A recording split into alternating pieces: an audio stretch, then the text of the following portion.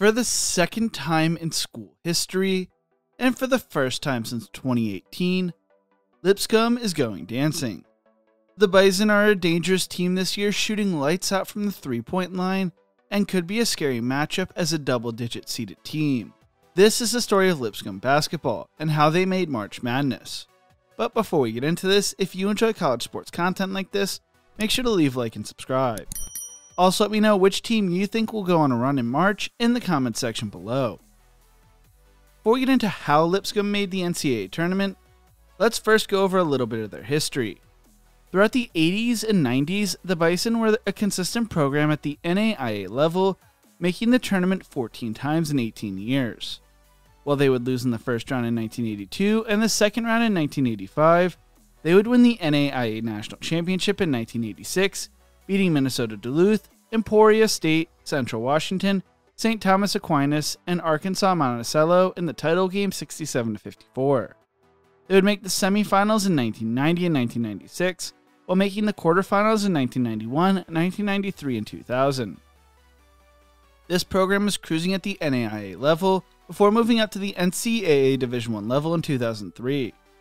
While they struggled in 2003-2004 going 7-21, they quickly improved going 16-12 in their second year as a full-blown Division I program. In 2005-2006, they would win the ASUN regular season title for the first time in school history, and only 3 years since moving up to the Division I level, but would fall to Belmont in the conference tournament title game 74-69 in overtime, having their dreams of making the NCAA tournament shattered. They would earn an invitation to the NIT, losing to UTEP. Lipscomb continued to hover around 500 play the next few years before winning the 2010 ASUN regular season title once again. This time they would be bounced in the quarterfinals by Kennesaw State 72-69. In 2011, 2012, and 2013, they would be eliminated by Mercer in the first round of the ASUN tournament. That is when Casey Alexander arrived as head coach. The Bison struggled in their first 3 seasons under Alexander, watching their win totals drop every year, until they had a 20-win season during the 2016-2017 season, but got bounced out of the conference tournament by North Florida. Finally, in 2017-2018, Lipscomb would go on a magical run in the conference tournament as the 2 seed. They beat Stetson in the quarterfinals, Jacksonville in the semifinals, and beat top seed Florida Gulf Coast in the championship game 108-96 to earn their first bid to the NCAA tournament in school history. They would earn the 15 seed and would lose to North Carolina in the first round 84-64. In 2019, they won the regular season conference title, but would lose to 2 seed Liberty in the conference tournament title game 74-68.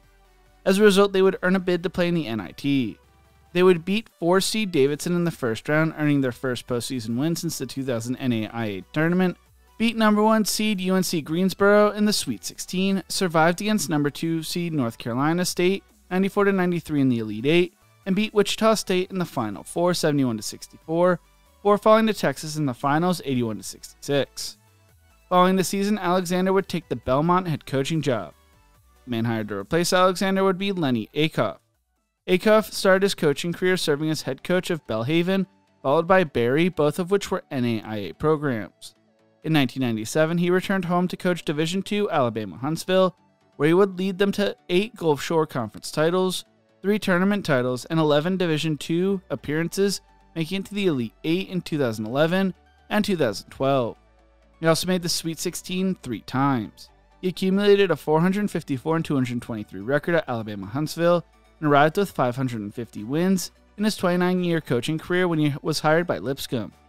Athletic Director Philip Hutchinson spoke on the decision, saying, "Anyone who knows basketball at all knows that Lenny Acuff is recognized as one of the top basketball coaches at any level, and over 4 hours of conversation I had with a number of coaches on the high school, travel ball, and college level proved that.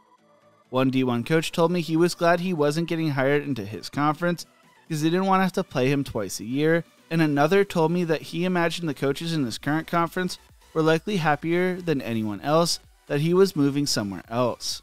Like when Alexander first took over at Lipscomb, a drop in win totals occurred in his first 3 seasons before breaking the 20-win mark in 2022-2023. They would make it to the semifinals of the ASUN tournament before losing to Kennesaw State. In the 2023-2024 season, they once again won 20 games, but fell to North Alabama in the quarterfinals of the ASUN tournament. Heading into the 2024-2025 season, there were high expectations for the Bison as they were coming off a 20-12 record and an 11-5 conference record in 2023 and 2024, which was good enough to finish second in the ASUN. Their shocking loss to North Alabama in the quarterfinals in the 2024 conference tournament ended their hopes of making their second appearance in March Madness in school history. In the preseason coaches poll, Lipscomb was voted to finish first, earning 8 total first-place votes, whereas Austin Peay earned 2, while North Florida and North Alabama each earned a singular first-place vote. When it came to the preseason media poll, the Bison were also chosen to finish first, earning 27 first-place votes, while Austin Peay earned 9, Eastern Kentucky earned 6 votes, Florida Gulf Coast, North Alabama, Stetson, and Jacksonville earned 3 votes each, and North Florida finished with a singular first-place vote.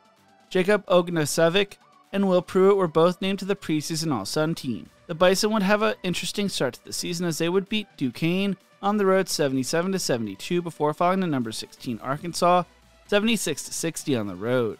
They would win their home opener against Wofford but proceeded to go on a 3-game losing streak with a home loss to Belmont 80-79, as well as a road losses to Western Kentucky 66-61 and number 9 Kentucky 97-68 to start the season 2-4. They would proceed to go on a 5-game win streak, beating Jackson State, Alabama A&M, Chattanooga, Southeast Missouri State, and Truett-McConnell before dropping a game to Middle Tennessee State on the road 67-65, going to Christmas break with a record of 9-5. When they returned from Christmas break, they would close out conference play with a dominant 112-54 win over Asbury. They opened up conference play on the road against Jacksonville, winning 70-65, and followed that up with a dominant road win over North Florida 96-64, before falling to Queens at home 75-73. They then beat West Georgia, Bellarmine, and Austin Peay by 19 points or more before falling to North Alabama on the road 74-64. They would rebound with a win over Central Arkansas 68-55, before falling to Eastern Kentucky 80-71.